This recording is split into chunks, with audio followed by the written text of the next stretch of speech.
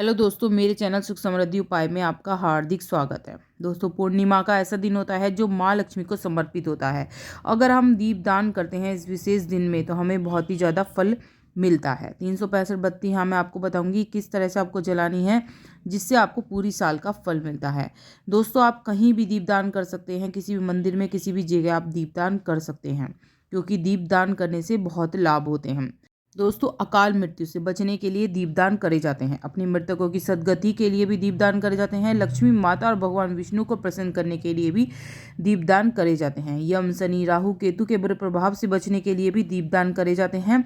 सभी तरह की अलग अलग ग्रह कलेश संकटों से बचने के लिए भी दीपदान करे जाते हैं। जीवन में अंधकार मिटे, उजाला आए, इसलिए भी दीपदान करे जाते हैं। मोक्ष प्राप्ति के लिए भी दीपदान करे जाते हैं। किसी भी तरह की पूजा, मांगलिक कार्य की सफलता के लिए भी दीपदान करे जाते हैं। घर में धन समृद्धि बनी रहे, इसलिए भी दीपदान करे जाते हैं। भगवान विष्णु, उनके अवतार जो है, उनके समक्ष यदि आप दीपदान करते हैं तो आपको यज्ञों, तीर्थों, दानों का भी फल मिलता है। यदि आप पूर्णमासी पर विशेष रूप से दीपदान करते हैं तो आपको बहुत ही लाभ होने वाला है। मैंने यहाँ पर आपको 365 बत्ती बनाकर दिखाई है। आप इस तरह से भी बना सकते हैं। तार आप गिन लीजिए, एक तार में कितने तार होते हैं, 5 तार हैं, तो उस हिसाब से आप 5, 10, 15, 20 करके इस तरह से अभी आप बना सकती हैं। ठीक है।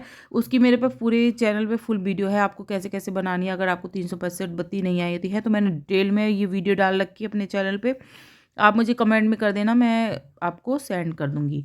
ठीक है। और इस तरह से आपको गंगा जो पूर्णिमा होती है, पूर्णमासी पे जो गंगा दीपदान आप घर में कैसे कर सकते हैं, क्योंकि दीपदान जो होता है वो हमारे जो जो बाधाएं होती हैं, हमारे घर की जो नेगेटिविटी होती है उसको दूर करता है, हमारे घर में प्रकाशित करता है, हमारे घर में माँ लक्ष्मी का आगमन करता है। पूर्णिमा का दिन माँ लक्ष्मी को बेहद खास माना गया है। कहते हैं इस दिन अगर हम माँ लक्ष्मी की विधि विधान से पूजा करते हैं, दीपदान करते हैं इस दिन, तो हमें बहुत ही ज़्यादा लाभ मिलते हैं। माँ लक्ष्मी की कृपा हमारे घर में बनी रहती है। धन से संबंधित सारी परेशानियों का निवारण हो जाता है। दीपदान करने से यम, शनि, राहु, केतु के सारे जो बुरे प्रभाव होते हैं उससे भी हमें मुक्ति मिलती है। तो इस तरह से आप गंगा दीपदान कर सकते हैं। आप पीपल के पत्ते पे भी कर सकते हैं। यहाँ मैंने थोड़ा सा गंगा जल डाल लिया है, पानी डाल लिया है परात के अंदर, और इस तरह से मैंने केले के पत्ते लिए। आप पीपल के भी ले सकते हैं, केले के भी ले सकते हैं, जितने आप दीपदान करना चाहें। यहाँ मैंने 5 दीपदान कर रही हूँ मैं। आप घर के सदस्य, कितने भी घर के सदस्य कर सकते हैं, एक एक दीपदान भी कर सकते हैं, और अगर आप चाहें तो 5-5 दीपदान भी इस तरह से कर सकते हैं। तो यहाँ आप देख ही रहे हैं, मैंने सतिया बना लिया है, थोड़ा सा चावल और चीनी भी रख दिए हैं, और इस तरह से मैंने एक एक जोत सब में रख दी है। अब मैं यहाँ पर दीपदान करूँगी। इसे जलाकर आपको जो गंगा जी में, जैसे हम इसको वहाँ पे करते हैं गंगा जी में प्रवाहित, ऐसे ही आपको घर में दीपदान करना है। क्योंकि जाना कभी कभी होता है, दुर्लभ हो जाता है, जा नहीं पाते हैं, थोड़ा मौसम की वजह से थोड़ा नहीं भी जा पाते हैं, तो इस तरह से आप घर में दीपदान करेंगे तो आपको उतना ही फल मिलता है जितना आप गंगा जाने का फल मिलता है। पूर्णमासी के दिन गंगा स्नान जरूर करना चाहिए। यदि आप नहीं जा रहे हैं गंगा स्नान करने तो आप घर में ही गंगा स्नान कर सकते हैं। थोड़ा सा गंगा जल अपने नहाने के पानी में डालकर यदि आप गंगा स्नान करते हैं तो आपको बहुत ही ज़्यादा लाभ होता है। और आपको जो, यदि आपके घर में, आपके शरीर में नेगेटिविटी सी है, आपके शरीर में शारीरिक परेशानी है, बीमारियां ख़त्म नहीं हो रही हैं, तो क्या करना है आपको, जो पूर्णिमा का दिन होता है इसमें काले तिल, थोड़े से काले तिल मिलाकर यदि आप स्नान करते हैं पानी में तो आपको बहुत ही ज़्यादा जो शरीर की बीमारियां हैं उससे मुक्ति मिलती है। इस तरह से आपको फूल भी डालने हैं। जैसे मैंने यहाँ फूल को डाले हैं। गंगा जी में जौ बोने का विशेष महत्व होता है, तो आप अगर बोते हैं तो ज़रूर बोइएगा, क्योंकि विशेष महत्व होता है गंगा में जौ बोने का।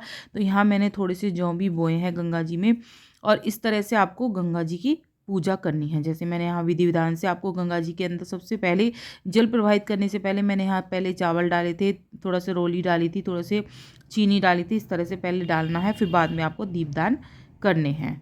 आप सिक्का भी डाल सकते हैं, 1 रुपये का, 2 रुपये का, कोई भी मन्नत बोल के इसके अंदर आप सिक्का भी डाल सकते हैं। इसके अलावा कहते हैं दोस्तों, पूर्णमासी का दिन भगवान विष्णु को बहुत प्रिय होता है, भगवान लक्ष्मी को बहुत प्रिय होता है। यदि कोई भी विधि विधान से विष्णु भगवान की पूजा करता है, माँ लक्ष्मी के पति की पूजा करता है, तो माँ लक्ष्मी बहुत ही जल्दी प्रसन्न होती है। कहते हैं जहाँ पति रहता है वहाँ पत्नी रहती है। यदि आप विष्णु भगवान को पूजा करते हैं, विष्णु भगवान का आह्वान करते हैं, अपने घर में बुलाते हैं, तो माँ लक्ष्मी उनके पीछे पीछे आती हैं। इसलिए विष्णु भगवान की पूजा करना ना भूलें। आप इस तरह से सत्यनारायण भगवान की कथा भी कर सकते हैं। कहते हैं जिस घर में सत्यनारायण भगवान की कथा होती है सुख समृद्धि बरकत बनी रहती है, माँ लक्ष्मी की कृपा बनी रहती है। कभी भी माँ लक्ष्मी उस घर से रूठ कर नहीं जाती हैं, क्योंकि जहाँ विष्णु भगवान रहते हैं वहीं माँ लक्ष्मी रहती हैं। तो इस तरह से आप कर सकते हैं। अगर कसार भी नहीं बना पा रहे हैं तो बतासे रखकर आप पूजा कर लीजिए। मन में विश्वास होना चाहिए। आप इस दिन जो होता है केले जो होते हैं वो चढ़ा सकते हैं, केले का प्रसाद बना सकते हैं, या फिर आप इस तरह से भी कर सकते हैं, ड्राई फ्रूट रख के या जो सामान रख के भी आप कथा कर सकते हैं। तो तुलसा जी के पत्र जरूर चढ़ाएं। इस दिन विशेष महत्व होता है, क्योंकि जो वो होते हैं विष्णु भगवान, उनको जब भी आप ये तुलसा जी के पत्र चढ़ाएं तो इनके सिर पर ही चढ़ाएं। जो शालिग्राम रूप है इनके सिर पर ही चढ़ाया जाता है। विष्णु भगवान के मस्तिष्क पर ही आपको ये चढ़ाना है। तो वीडियो कैसी लगी ज़रूर बताइएगा। वीडियो उपयोगी लगे तो लाइक सब्सक्राइब जरूर करिएगा।